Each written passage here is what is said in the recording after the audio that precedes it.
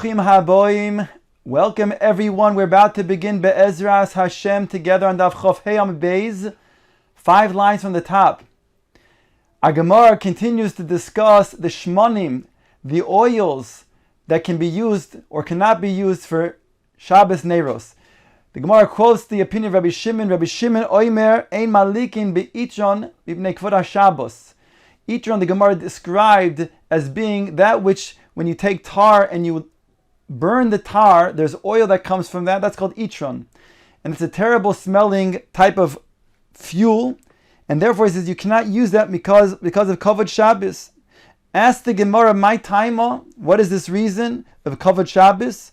Omar Rava mitoch shereicha ra gzeira shema yanichena v'yetzei. Because the smell is so terrible, when a person there is present and he smells this oil burning, he'll then be apt to leave the room. Omar le Abai v'yetzei. Abai says, so let him go out. Why is that going to be a problem of Neros on Shabbos? Omar le sha'ani oimer hadloka ner b'Shabbos choiva. Rava said, because I hold that not only is lighting the ner itself going to be a mitzvah of Kavod Shabbos, but it's also a mitzvah of Oineg Shabbos, and therefore it has to be placed next to where a person will be eating. And therefore only when a person is going to then be able to enjoy the Neiros, then he'll be able to also enjoy the food. Omar Rav Nachman bar Rav Zavdo v'amrei lo Omar Rav Nachman bar Rove Omar Rav halakos ner b'Shabbos choiva. The halakha of ner Shabbos is a choiva. Some learn it's Kavod Shabbos, some learn it's Oineg Shabbos. Rechitzas yodayim v'raglayim bechamin arvis reshus. But in contrast to the choiva, he says, in regards to halakas neiros, when it comes to washing one's feet, hands, and face, he says feet and hands, in hot water, that's a reshus. However, va'ani oimer mitzvah. Rava says, however, I hold that also that is a mitzvah. That's considered to be the correct thing to do, to wash one's hands, feet, and also one's face with hot water, specifically hot water, because that's more thorough in terms of its cleaning. My mitzvah, what is a way of explaining as a model for this mitzvah? D'Amar Rav Yehuda Amar Rav, Kach haya minhago sh'Rabbi Yehuda beRabbi Eloi. He didn't have a bathhouse in his vicinity, and it says on Erev Shabbos Mevin loy areva meleya chamin. They would bring him a kli filled up with hot water. V'roiv chetz panov yodav v'raglav, and he would wash his face, his hands, and his feet for Kavod Shabbos. Umesate v'yoshev besadinin hametzuyotzin, and he would then sit with garments that were enwrapped, linen garments that were enwrapped and had tzitzis on them, 4-corner garments. V'doime lamalach Hashem tzvokos, and he was similar to a malach Hashem tzvokos, as he was sitting and awaiting the Shabbos to come. Kabbalah Shabbos. Al Kopanim, you see from here that he was accustomed to washing his hands, feet, and face with hot water. If a person has the ability, he should bathe his entire body with hot water. But if he cannot, he doesn't have enough water, he doesn't have enough time, then at least he should wash his hands, feet, and face with hot water. It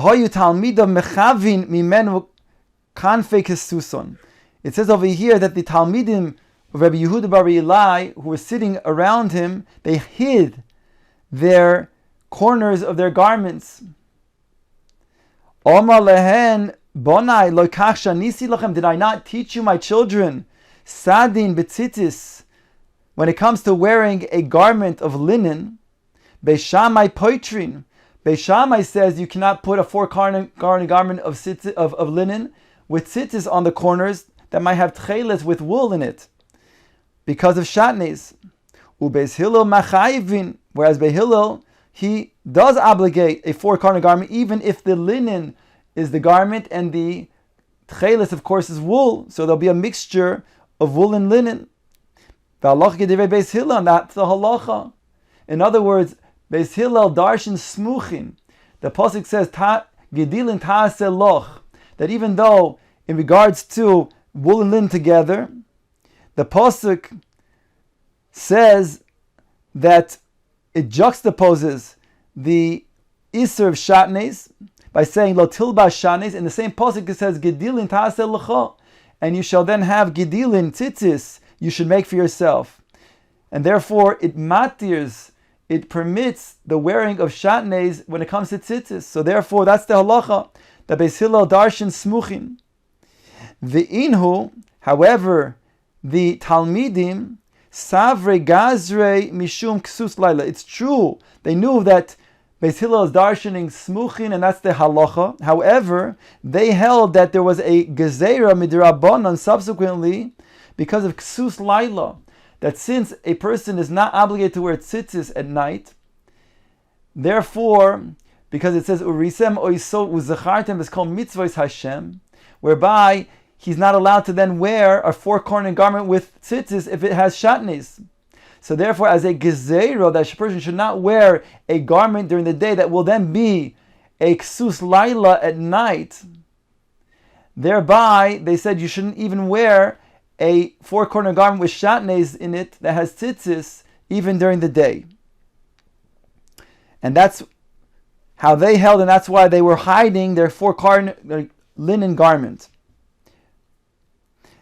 The Gemara now brings Vatiznach misholom nafshi nashisi toiva. The pasuk in Eicha says that Yirmiyahu was lamenting, and he said, my nefesh, my soul despairs from seeking shalom.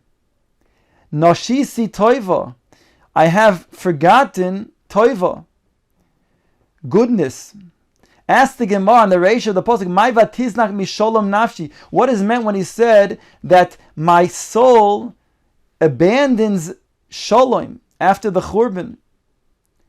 Says the Gemara, "Rabbi Abohu zu halakas ner b'Shabbos." This is even referring to the little that they had. They didn't have even enough oil to then light for Shabbos, and that would be an infringement on shalom bayis. In addition to the kavod Shabbos for lighting neros and the oineg Shabbos to enjoy the Shabbos, there's also a third element of shalom bayis, and therefore a person lights the neros so that he can see, because when a person sits in dark, he's mitztayer, he's in pain, he's in agony, he's in distress, and there's also bumping into walls and furniture and also fighting that results. So therefore he despairs, he says, of shalom when he doesn't have the neros for Shabbos. Then the pasuk says, Nashisi toiva, I have forgotten toiva, the goodness. What is that referring to? Amar Yirmiyahu, zu beis hamerchatz. That's referring to the beis hamerchatz that he didn't have in order to then prepare himself for Shabbos. Amar Yochanan, zu richitzas yadayim v'raglayim b'chamin. This is referring to hot water that he can use to then clean his hands, feet, and face. Here it says hands and feet with hot water before Shabbos. Rabbi Yitzchak Nafra Omar Zumita Noe V'Keli Noim Shalel. This is referring to a bed that has pleasant coverings on it.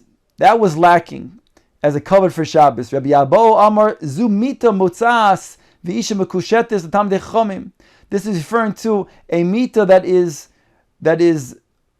again has the nice beddings, and a wife who is Mushetes Tamdei Chomim. Here to reference to the oina of Tamdei Chomim is Mishabes l'Shabbos. So these things were something that he said he had forgotten this goodness once there was a churban of Bayis Rishon.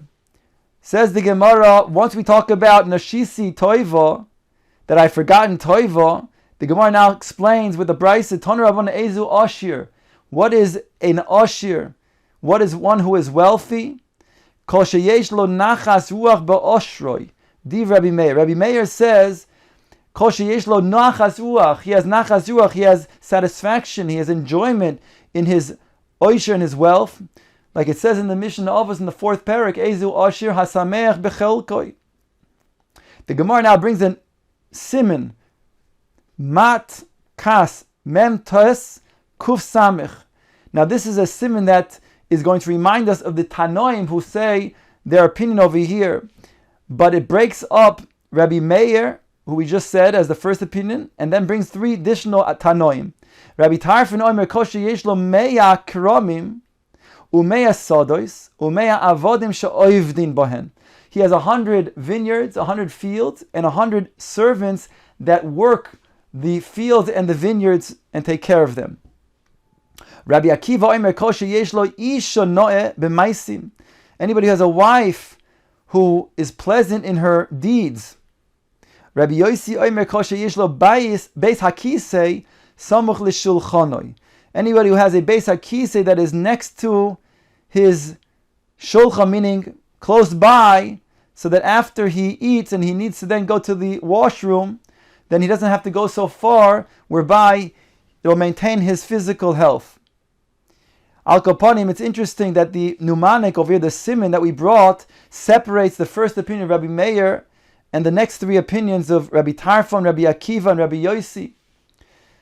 Perhaps the opinion of Rabbi Meir is accepted by everybody. When Rabbi Meir says, what's considered to be an osher, kol sheyesh lo nachas ruach ba'oshroi, hasameach bechelko, the other ones are just coming to explain. Rabbi Tarfon explains that if you have a lot of property, but you're only going to then satisfy with them when you have people who are going to take care of them, otherwise, marbe nechosim, marbe daigo. And therefore, it'll be more of a problem, more of a liability than anything else if you don't have people to take care of them. Rabbi Akiva, who knew from his own wife, the daughter of Kalb Savua, who was Rachel, who made Rabbi Akiva great. She saw the incredible potential within him, and therefore she sent him out to learn. And he became the great Rabbi Akiva, Rabban Shel Yisrael. So therefore she was great in her maisim.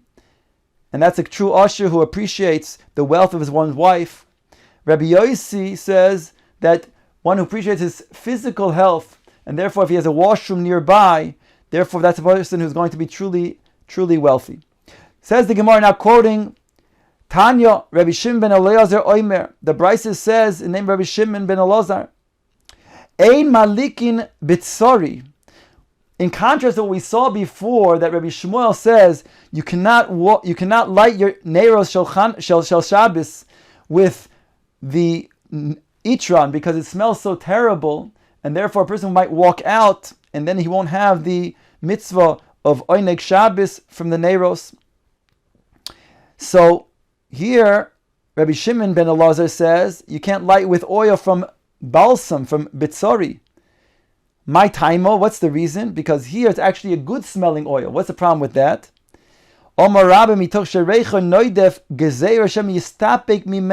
Because the smell is so good, a person might take some of the oil from it. What's the problem with that?